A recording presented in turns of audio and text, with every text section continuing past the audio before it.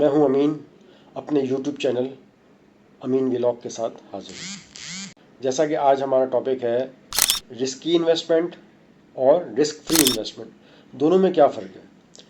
Risk free investment ये होती है कि जब आपने कोई सरमायाकारी की तो आपको पता है कि इतना प्रॉफिट आपको मिलेगा, या आपको पता है कि इतना नहीं इतना मिलेगा, उतना नहीं 10% नहीं मिलेगा, 15 मिलेगा, 15 नहीं 5% मिलेगा, 6% मिलेगा, 7% मिलेगा, प्रॉफिट आपको मिलेगा और साथ में आपका प्रिंसिपल भी सेफ होगा। यानी लेट सपोज आपने 10 लाख रुपए लगाए हैं, तो आपको 10 लाख रुपए जब आपकी इन्वेस्टमेंट का टाइम टेन्योर पूरा होगा, जैसा आपने फिक्स रखा है इसको 5 साल के लिए, तो 5 साल बाद आपको 10 लाख रुपए मिल जाएंगे और साथ में वो प्रॉफिट भी मिल जाएगा, चाहे वो 7% हो, चाहे 10% हो, चाहे वो 15% हो, चाहे वो 20% हो, जितना भी हो, वो आपको जितना टाइम मेच्योरिटी का कंप्लीट होगा आपको पैसे मिल जाएंगे। तो ये होती है रिस्क फ्री इन्वेस्टमेंट। या आप बैंकों में पैसे रखते हैं सेविंग अकाउंट्स में, उसमें परसेंट थोड़ा ऊपर नीचे करके आपको मिल जाते हैं और प्रिंसिपल भी साथ में आपका सेफ होता है उसमें। तो यानी जितने आपने 10 लाख रुपए रखे हैं, 15 लाख रुपए रखे हैं, वो उतने ही रहते हैं, 15 लाख हैं, 10 लाख प्लस उसमें प्रॉफिट भी होता है 7%, 10%, जितना भी जो रेट्स टेंटेटिव होता है। आपको पता है कि सेविंग अकाउंट्स में टेंटेटिव रेट्स होते हैं, यानी कि चेंज होते रहते हैं, उसमें फ्लक्चुएशन होती रहती है। तो वो रेट्स जो है वो फ्लक्चुएट होते हैं और मिलते भी हैं, ठीक है। प्रिंसिपल आपका सेफ है। तो ये हो गया रिस्क फ्री इन्वेस्टमेंट। अब एक होती है रिस्की इन्वेस्टमेंट। रिस्की इन्वेस्टमेंट में होता यह है कि आपका जो पैसा है 10 लाख रुपए जो मैंने मिसाल दी थी, वो आपका सेफ नहीं है। पहली बात तो प्रॉफिट की तो दूर की बात है कि प्रॉफिट मिलेगा नहीं मिलेगा, तो इसमें प्रॉफिट ज़्यादा अपॉर्चुनिटी होती है कि इसमें चांसेस हो सकते हैं। जैसा अगर बैंक आपको दे रहा है 5%, 6%, 10%, तो इसमें ज़्यादा चांस होते हैं 25%, 30%, 40%, 50%, इसमें ज़्यादा चांस होते हैं। तो इसमें रिस्क लेता है बंदा कि यार 50% 100% भी मिलते हैं। बहुत से बिजनेस ऐसे हैं कि जिसमें 100% मुनाफा भी होता है। तो वो ये लोग ये कहते हैं कि यार इतना पैसा लगाऊंगा इतना मिलेगा। तो बहुत से बिजनेसेस होते हैं जो कि आपको रिस्क लेने के लिए मोटिवेट करते हैं। तो आप बोलते हैं यार रिस्क ले लेता हूँ, 50% 40% मिल रहा है मुझे, तो क्या बुरा है, एक झटके में पूरा हो जाएगा। तो एक झटका जो लगता है ना, उल्टा भी लग सकता है आपको।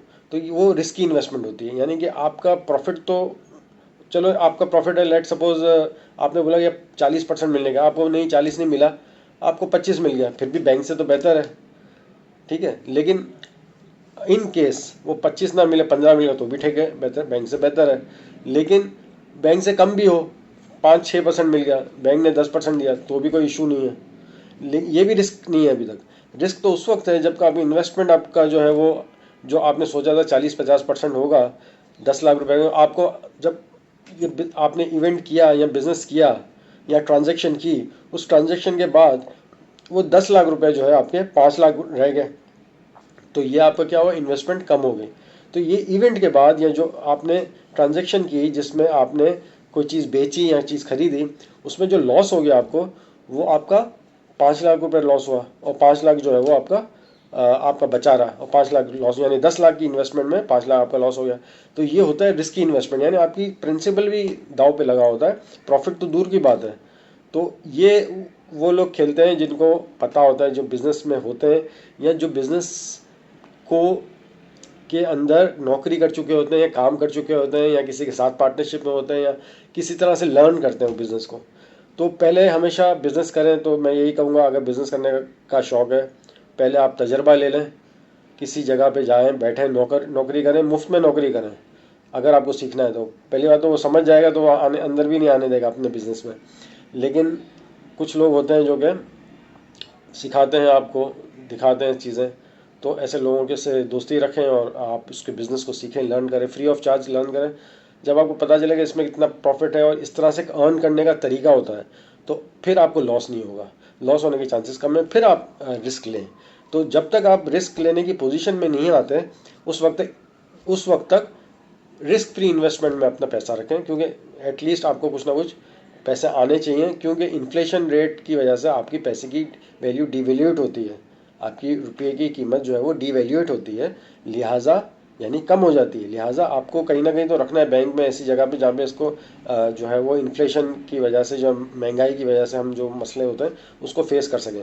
लेकिन जब बिज़नेस करना चाहिए, और लेकिन आपको बिज़नेस उस वक्त करना चाहिए जब आपको पूरा पूरा तजर्बा हो, यकीन हो, 80% 90% यकीन हो कि यहाँ पे कुछ ना कुछ मिलेगा और पैसे डूबने के चांसेस नहीं हैं। उस वक्त आपको करना चाहिए बिज़नेस। तो बहुत शुक्रिया, अल्लाह हाफिज़।